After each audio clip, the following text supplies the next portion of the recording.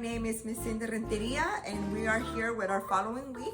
Thank you for coming back and watching our videos. It makes us very, very happy to see that you guys are enjoying them.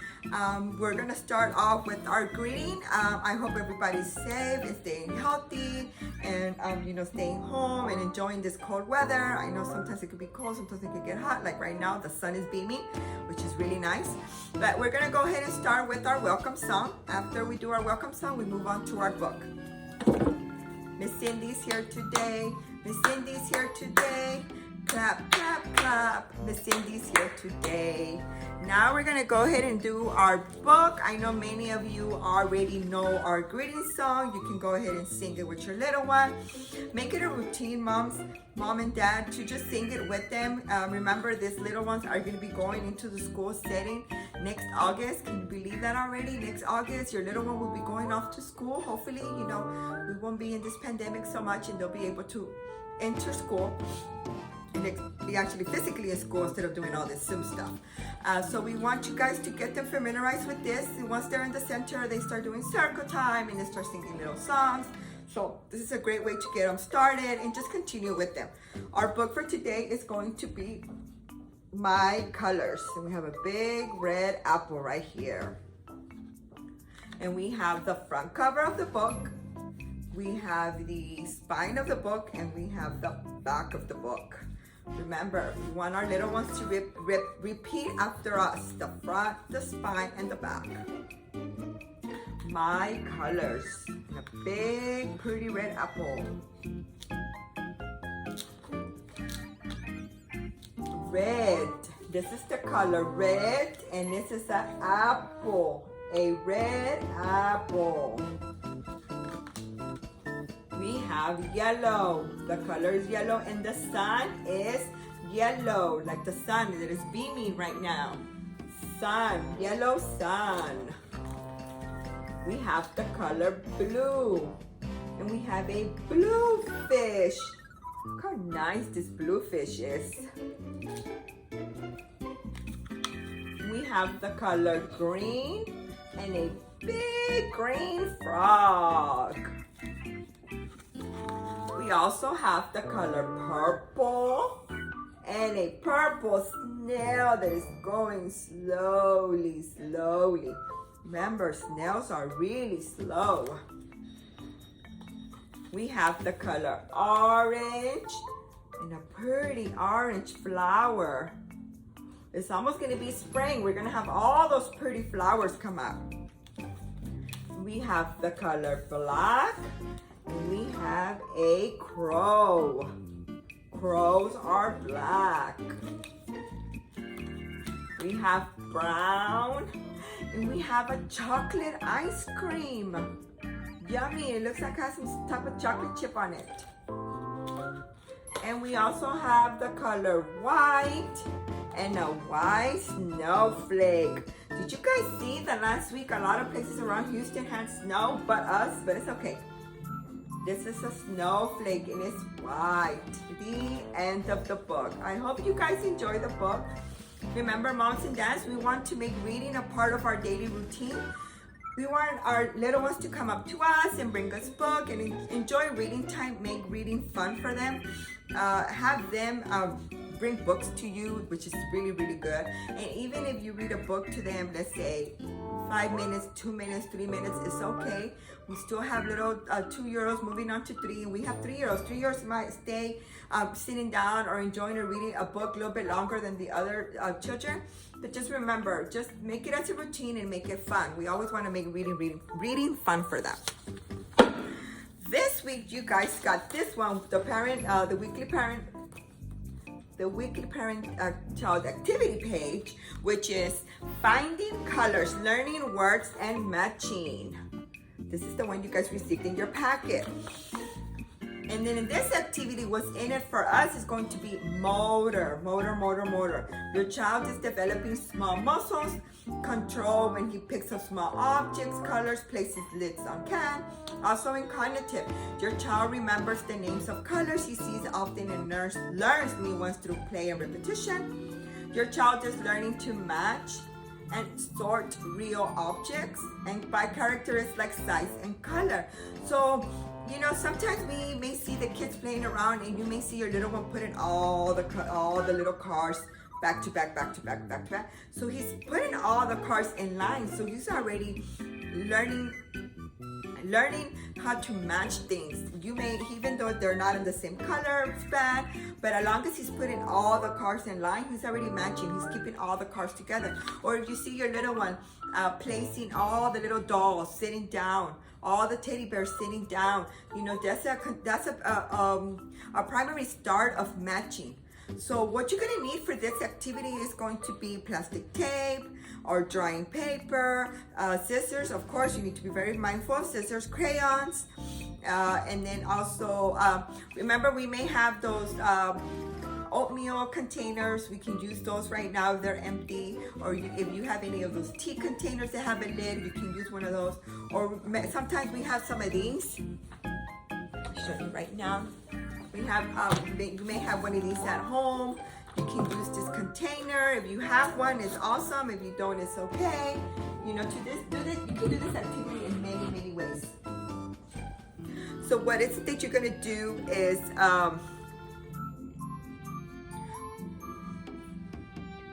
what you're gonna do is finding colors, like the example here on this one. You see that they put different colors around it. If you don't have a plastic container like this, you can use the oatmeal container or any container you may have with the lid on it. So you wanna be able to put all different colors on around it and also describe to your child the name, and also if he's matching things that go with that color. Let's say you want to use the container and you have the color green. You can tell your child, okay, we're gonna do the color green. Bring me anything you see with the color green around the house. And you can put it inside the container, so make it more fun for them. And if you don't have a container like that, you can use a shoebox or anything, or a basket. And you can, let's say color blue. Bring me something that you can put, bring me items or objects with the color blue, and let them put it in the container. They're gonna be using their fine motors, they're gonna be using physically, they're gonna be their cognitive, because they're gonna remember, oh, I saw the color blue in my mommy's kitchen counter, or my sister has something that is orange. You remember, we want to encourage them and play with them as long as they feel they want to play. If you see that they're not really being active and they don't really want to continue on, it's okay, Mom. You can always stop and try later on. It doesn't necessarily mean that in those 20 minutes, 5 minutes, 10 minutes, you have to complete the activity. Also, your child's brain, repetition. I normally say this often. Repetition helps your child's brain process information faster. Repetition, and model is very important at this young age. Remember, our little ones are observing everything that we do. You may think they're not watching us, but they are. Also, a safety tip. Always supervise your child when playing with small objects. Remember, mommies and dads, we have to be very, very cautious of small objects. We want to keep them a little bit big. We don't want them to, and a safety tip that I can say, you know how we have those little toilet paper, after the toilet paper's done, we have those, you can always use the paper, you know how from the roll, from the toilet paper, from the paper towel, if the object fits inside the roll, it's too small for your little one to play with it. It's just a tip that you guys can keep in mind. Also, what you guys are going to, I was almost forgetting. Our parenting behavior for this one is going to be supporting learning. You enhance your child's memory and curiosity when you ask open-ended questions like, what color do you think it is? You know, remember, we want to be asking them questions, and we want to answer them with a question, so we can get their little brains working a little bit more than what they are, because I'm sure they work all day. Also, what we have here for the parent handout, you received the noticing and responding to cues. This is the one that you received. Your child is tuned into you. She notices your big actions as well as small details like your voice inflections and your body language. You tune her in the same ways, which helps you respond in positive ways that promote her development. Together, you are building important parent-child connections. Like I said before, our little ones are always listening to us and observing us in the way we talk, in the way we move, and a little one can know when you're upset or when you're happy, when you're not, especially by your body movements. They can know they know and observe us all the time. There are many patterns that responsive parenting behaviors can take. For example, use reflective listening by repeating back your child's idea and interpreting her body language. This response will validate your child's thoughts. Then you can guide your child toward an alternative activity or experience if needed to better supporting her learning. Remember, this is a great tip that you guys can do. You and your child are both changing dynamic people. You have intentions and emotions that impact your behavior from one day to the next, or even in the hour to next. So remember, our little ones are always noticing, and we need to respond to our little ones' cues. Responding happens when you consider your child's approach to learning and her temperament. Then you adapt your behaviors based on that information plus your child's interest and perspective at the moment. So it's very important, mom and dads, that we listen to our little ones and we make sure they know that we are listening to them, and their thoughts and their ideas are very important to us, and it makes them feel really good if we do that for them. Also, here we have where it says take time to think about your child, and where it's in reflection part. How might your child's temperament change your response to a situation? How might your own temperament have an impact? Your child's emotional state is only half of the equation. How are you feeling? How might that change your response? Remember, moms and dads, to take time to reflect on this parent handout. And when your home visitor gives you a call, or you guys do your Zoom, you're always more than welcome to ask any questions or give any comments or suggestions. Or what is it that you guys observed? Also, what you guys received here is a handout that as a parent, you're the most important person in your child's world. You provide your child with his first definition of himself. You tell him through your every word, gestures, and actions just how important he is and how he is understood by the outside world.